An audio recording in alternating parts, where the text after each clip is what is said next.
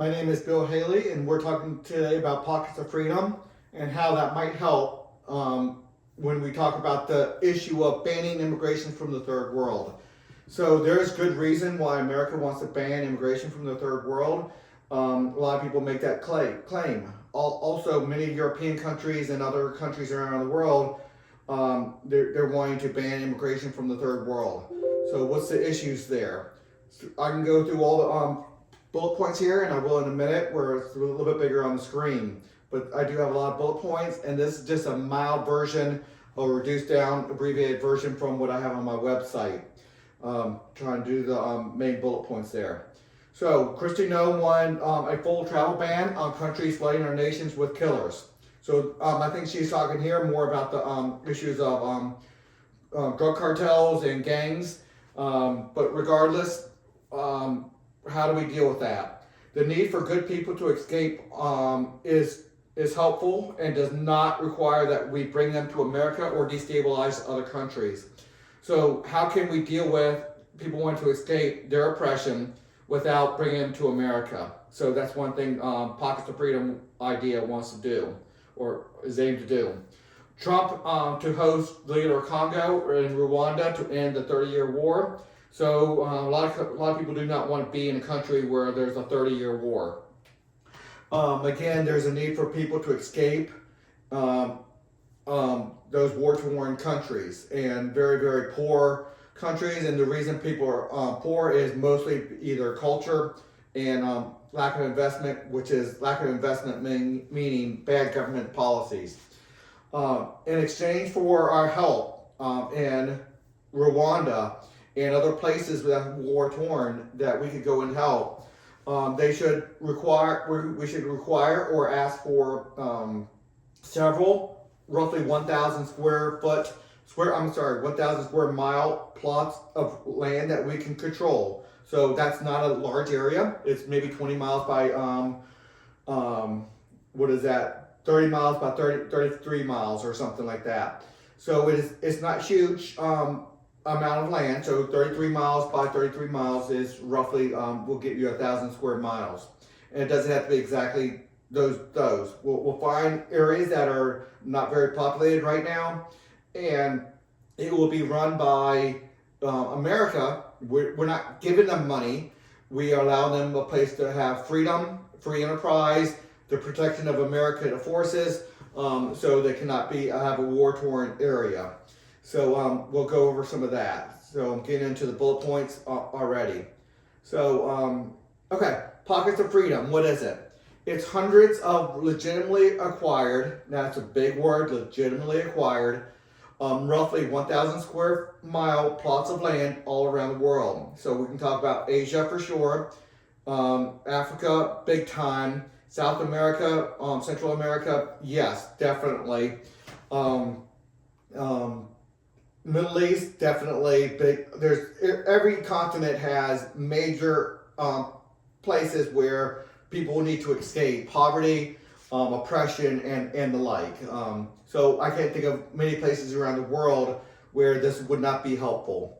Where it is military protected, U.S. military protected, and certainly other allies, first world nations over in Europe and in other parts of the world, they can be involved with this as well. But they're U.S. military protected or our allies. Free enterprise and liberty, big time, which means we're not giving them money. We're setting them up to live within a governmental system, a rule of law that can. They're not having to be worried about fighting a war against outside foes. Yeah, they're paying for it. They're paying probably 5% of their GDP of their little pocket of freedom. Whoever lives in that 1,000 square mile plot of land, the agreement to come in there is that you pay 5% of GDP, sales tax and the like, to pay for that military to protect you. And then there'll be more expenses to pay for charity, to pay for police and the like. So there'll be a full system.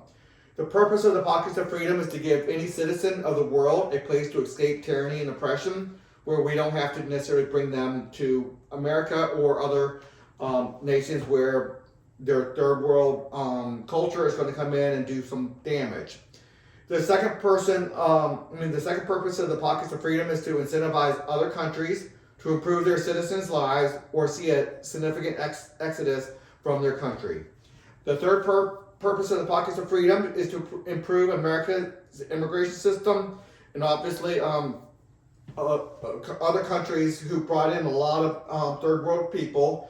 I'm thinking a lot of Australia, a lot of European countries brought in people who were from the third world, and that has caused a lot of problems because third world countries, they have a lot of corruption, a lot of abuse, a lot of crime, and when you bring people from those countries, a lot of times those same aspects come in. But they get a lot better when you have first world government, when you have first world rule of law and first world policing and civil rights protections and the like. They increase quickly, but they still bring some of that problem. The plan is to legitimately acquire dozens of roughly 1,000 square mile plots of land, and again, negotiations to get that. Not necessarily buying, but negotiations with other countries will help protect you, will help you, will trade with you, will do a lot of different things, will give you access to our markets. And so negotiations. So a small little, we're probably talking less than 1% of their land, geographic area. Again, it's not 1,000 square miles. Sounds like a lot when you look at 1,000, but it's really 33 miles by 33 miles or somewhere around there. So we're mostly targeting uninhabited areas because we don't want to have to take people who don't want to be in that pocket of freedom and say, hey, your land's in here now. But that's part of negotiations from a government, from that country. The Pockets of Freedom will have a CRA structure, competitive regulatory agency structure, because I think that's what I think is the best structure, which is competitive governance.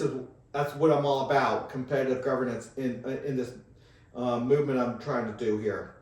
The social contract establishes local citizenship, not American citizenship. Very, very important. But hey, anybody who wants to be an American citizen, maybe they can go to a Pocket of Freedom, show themselves worthy for 5 years or so, and then if they show themselves to be moral, ethical, well-educated, and the like, learning America, and then maybe we can get our immigration from these Pockets of Freedom of people who show themselves worthy of coming to America with good, strong American values and the like. There would be and low crime rates, and there's a lot of issues. There would be a strong banishment laws within the social contracts to reduce subversive actors. So if you start having crime or actors that are trying to subvert a good society, we do have a quick way to get you out of there. That's part of the agreement that you sign going in. That's the agreement you sign going in, that you can be removed very rapidly, either back to your home country or back to wherever, or maybe another Pocket of Freedom where there's a little bit more big brother involved, because if you're doing crime, you need a little bit more big brother involved to stop that. So that's a very important but very complex question at that, and every Pocket of Freedom will address that a little bit differently.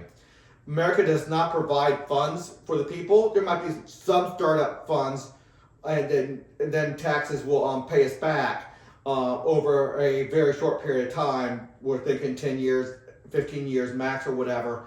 So I'm not saying that we don't have some startup costs from the American people, but that is quickly coming back to us. But people quickly become productive in what they do, and we can create a system where that is happens. The charity system I can think of, instead of us having to pay for their charity, no, they have a charity system within their system. There's no doubt that we can set up a system where we put everybody to work on day one, and then slowly but surely they find their own jobs, their own businesses, their own ways of making a living. So it starts off, quote unquote, socialism, but very quickly you're expected to get your own jobs. And as long as we do it well, I think that system can work. The system will allow small loans for moving expenses and startups.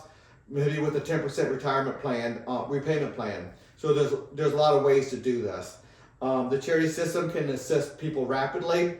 So if they go over, they need immediate assistance or immediate quality of life, a house, food, clothing, whatever, they can immediately get that, and the charity system can assist in that.